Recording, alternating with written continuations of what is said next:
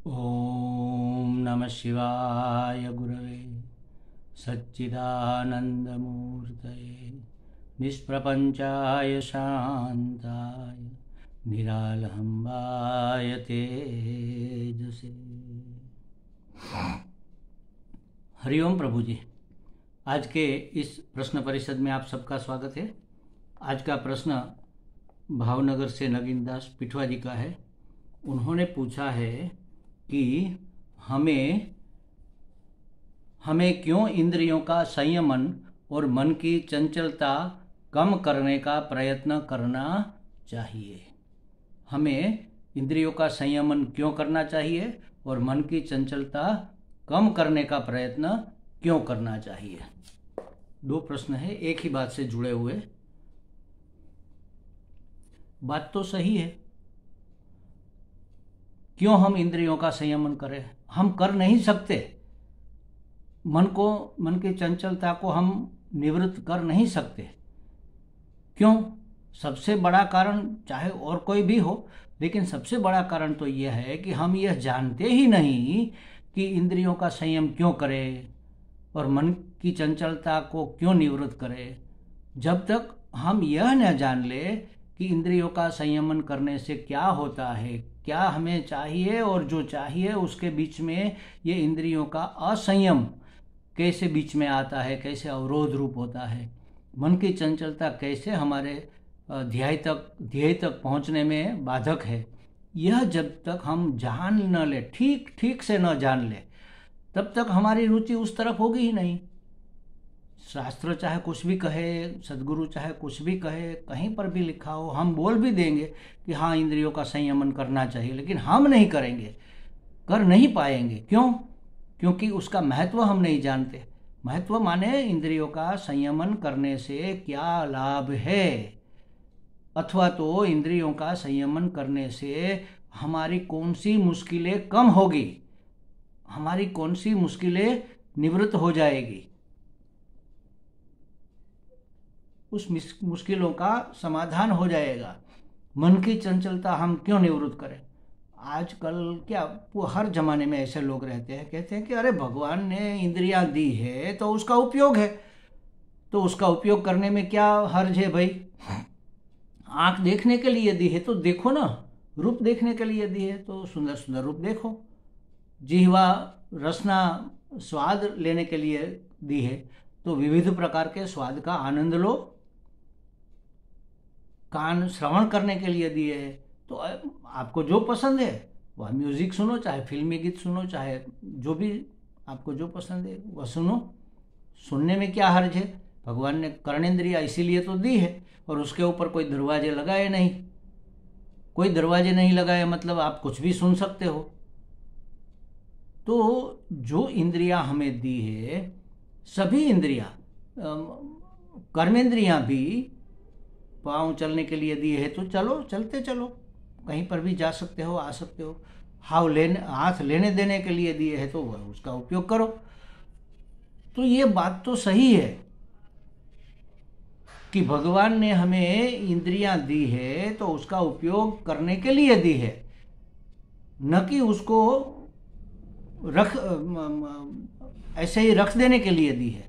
लेकिन एक बात हम नहीं समझते, भगवान ने हमें जो दिया है सब उपयोगी है, इसलिए दिया है, उसका उपयोग करना है, उसका उपभोग नहीं करना है।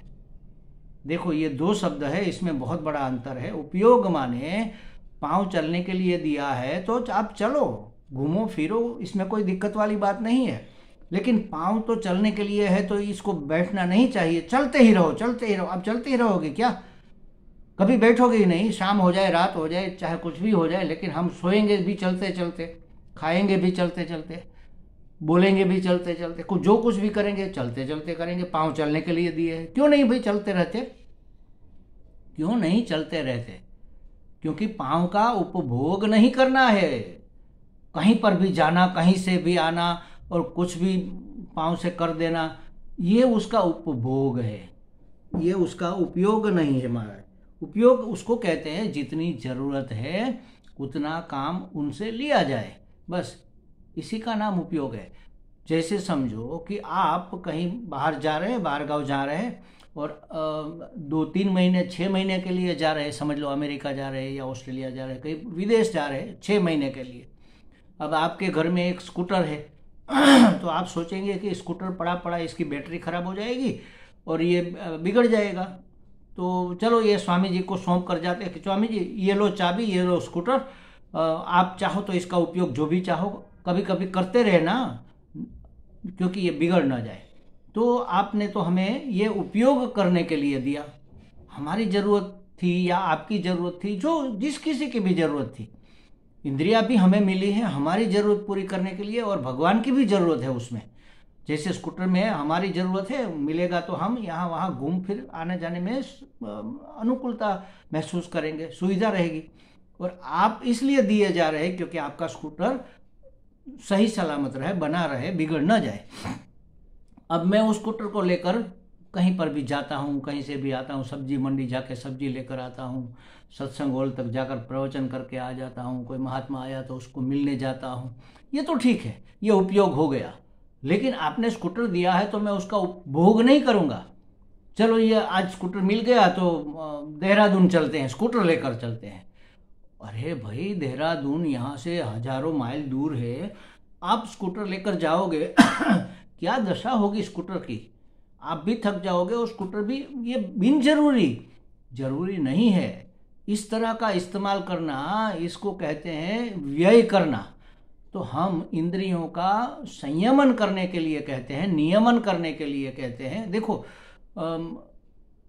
संयमन और नियमन में थोड़ा फर्क है। नियमन माने कुछ संयम करने के लिए हमने नियम बना लिए, उस नियम के अनुसार हम उसका उपयोग करेंगे। जैसे आंख देखने के लिए दी है तो सिर्फ देखने के लिए ही दी है, देखते ही रहने नहीं है उससे। 24 घंटे आप टीवी देखते रहो बस, कोई काम नहीं, निवृत्त हो गए।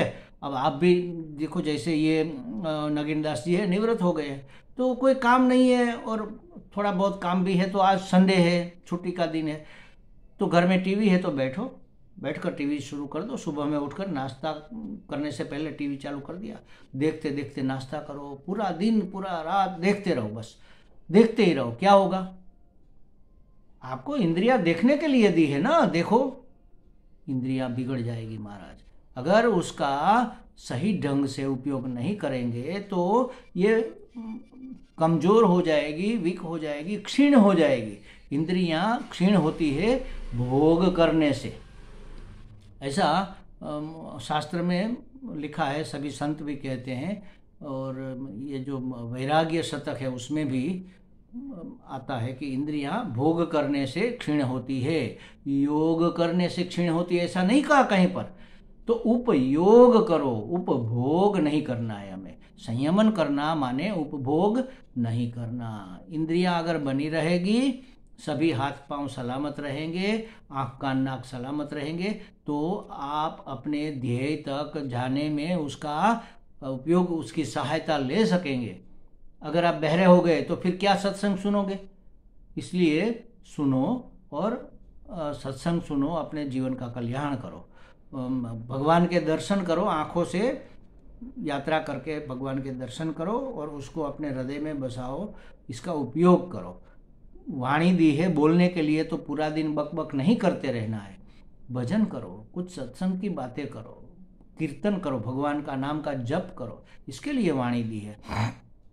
और ऐसे ही हर एक इंद्रियां हमें अपने ध्येय तक पहुंचने में सहायता करे, इसलिए दी गई है। इस जन्मों जन्म के संस्कार के कारण हमारे हृदय में काम क्रोध लोभ मोह मद मात्सर्य, ये सब मैल कूड़ा करकट भरा पड़ा है, उसका निवारण करना है, उसको साफ करना है। कैसे करेंगे, इंद्रियों को संयम में रखकर। नया कूड़ा उसमें नहीं डालेंगे और जो पुराना है उसका हम निकाल कैसे करेंगे, इंद्रियों का सदुपयोग करके। जैसे जिह्वा दी है तो भजन कीर्तन करो, आँख दी है तो भगवान का दर्शन करो, तो संसारिक जो वासनाएं अंदर बसी हुई है वो धीरे धीरे कमज़ोर होती जाएगी, कमज़ोर पड़ जाएगी और फिर ऐसे ही निवृत्त हो जाएगी।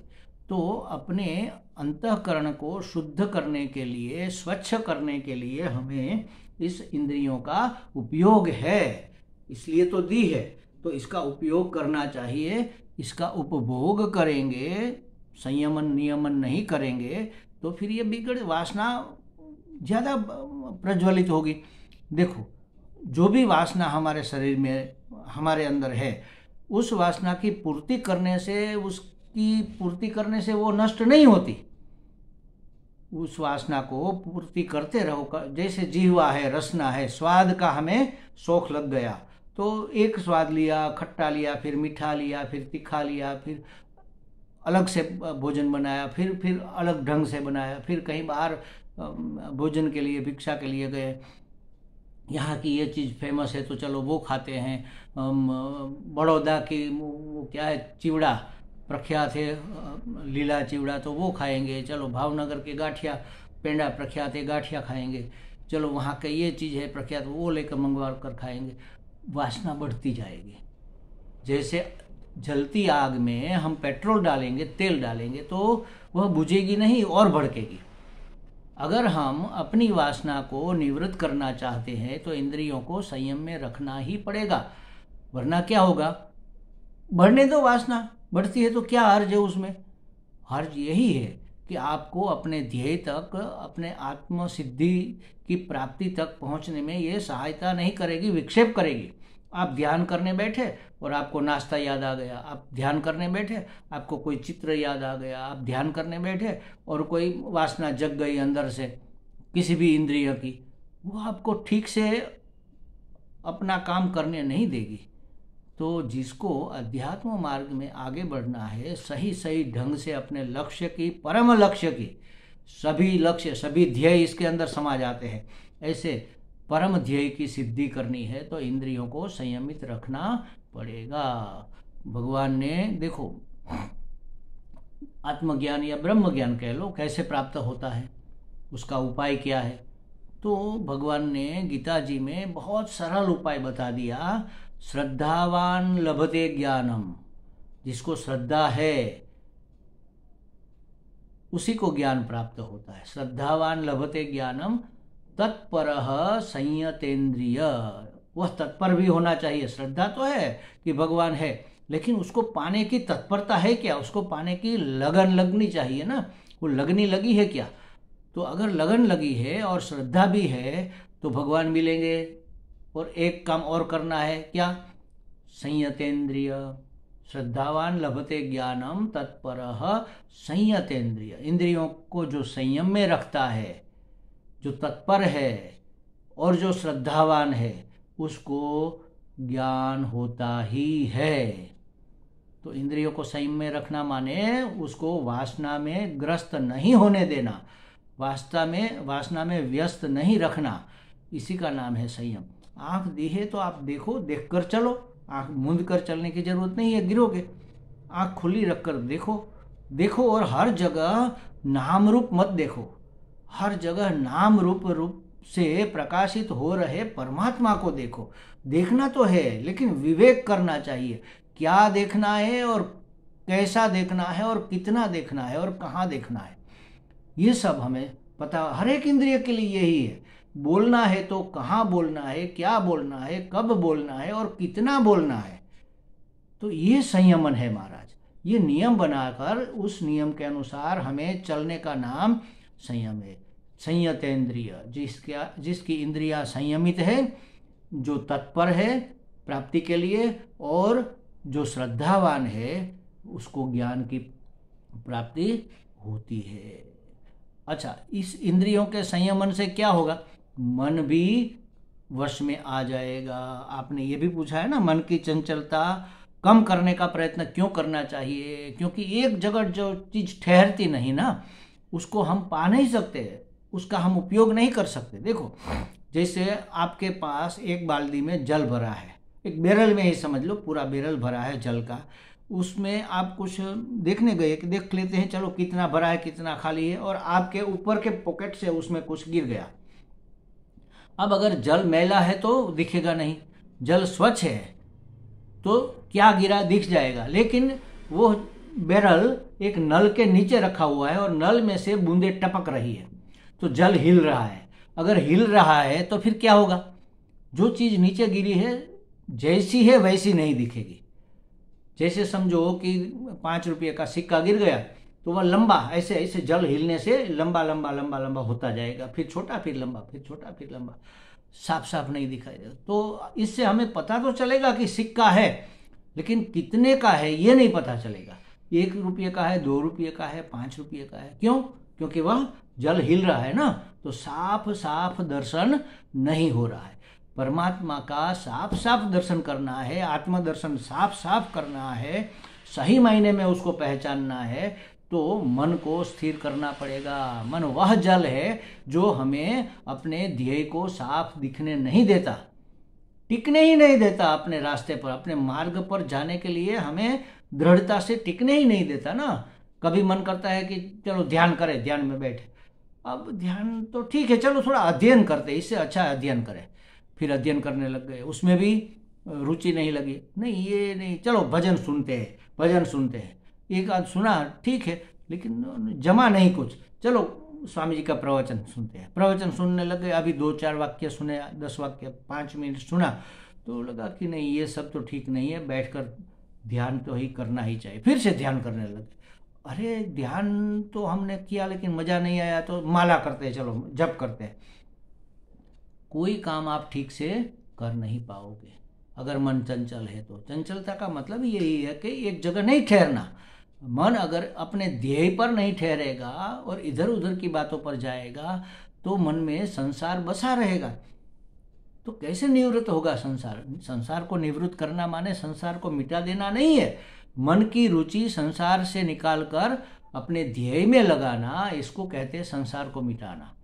तो ये संसार कहाँ पर है? बाहर नहीं है। ये सब जो दिख रहा है ये संसार नहीं है। संसार हमारे मन में बसा है वासना के रूप में, और वासना की पूर्ति करने के लिए मन इधर उधर दौड़ता भागता रहता है। उसको कुछ ना कुछ चाहिए। जहाँ जाएंगे तो आप देखो, पूरा पूरा साल इंतजार करते हैं, मेहनत करते हैं और पूरा पैसा इकट्ठा करके इंतजार करते हैं कि चलो दिवाली की छुट्टियाँ आएगी 10-15 दिन की, तो हम घूमने जाएंगे कहीं पहाड़ पर, या तो समझो हिमालय घूमने जाएंगे, हरिद्वार, ऋषिकेश, गंगोत्री, यमुनोत्री, 4 धाम, वहाँ पर रहेंगे, बस वहीं पर रहेंगे। आप गए, आपको इतना मजा आया, लगा कि चलो पूरी जिंदगी यहीं पर रहना चाहिए।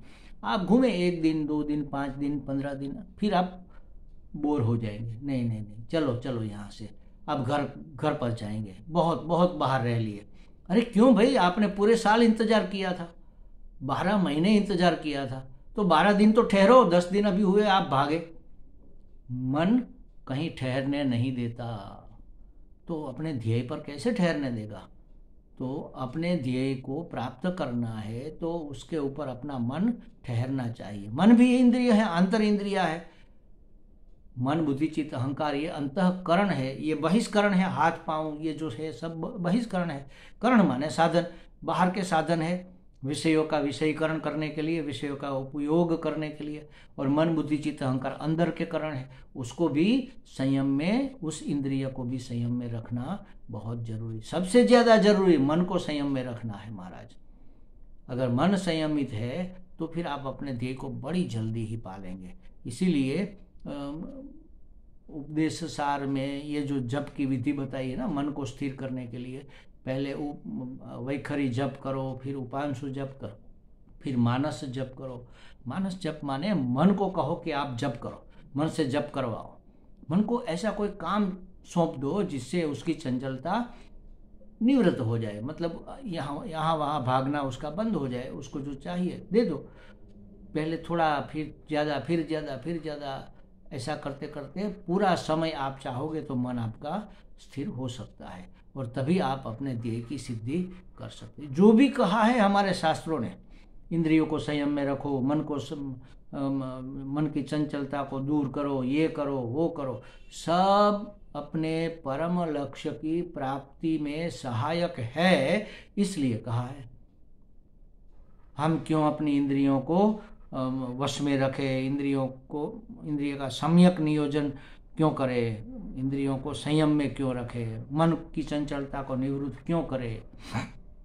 क्योंकि हमें अपने परम लक्ष्य की प्राप्ति करनी है, और प्राप्ति करनी है तो ये सब जो शास्त्र कहता है, जो संत कहते हैं, उसको हमें करना चाहिए। संत लोग अपने अनुभव से कहते हैं महाराज, उन्होंने किया हुआ है और उसका फ़ायदा उसको मिला हुआ है, फ़ायदा उठाया है उन्होंने, तो वही फ़ायदा वही लाभ हमें भी मिले, इसलिए कृपा करके संत हमें बताते हैं, गुरुजन हमें बताते हैं, महात्मा लोग हमें बताते हैं। उसके अनुभव का हमें उपयोग करना है, उसके अनुभव का हमें लाभ उठाना है।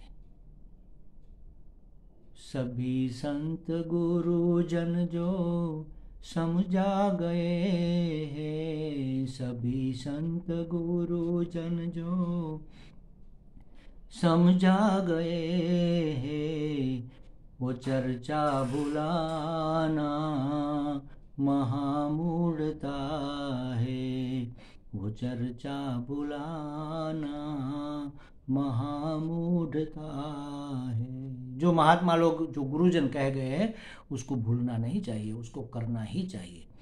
हमें चाहिए कि हम अपनी इंद्रियों को संयम में रखें और मन की चंचलता को निवृत्त करें, ताकि हम जल्द से जल्द अपने ध्येय की प्राप्ति कर सके। हमें लगता है नगीनदास जी को कुछ स्पष्टता हो गई होगी। हरि ओम।